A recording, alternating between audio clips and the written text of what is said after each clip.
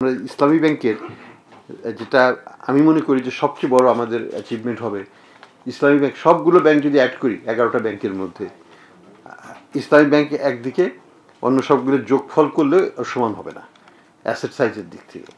কাজে গুরুত্বপূর্ণ সেইভাবেই 50%-এর বেশি মানে প্রবলেম অ্যাড্রেসড হয়ে যাচ্ছে যদি ইসলামী ব্যাংককে আমরা অ্যাড্রেস করতে পারি।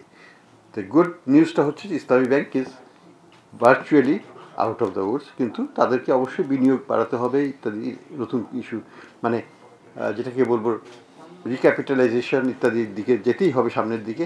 তো এই বিষয়ে তাদের পুরো একটা সুন্দর পরিকল্পনাও আছে, এবং যে অর্জনগুলো আছে সেগুলোর একটা সংক্ষিপ্ত সারসংক্ষেপ আমি আমাদের চেয়ারম্যান সাহেবকে বলবো একটু বলার জন্য, তারপরে আমরা আলোচনা করব উন্মুক্তভাবে।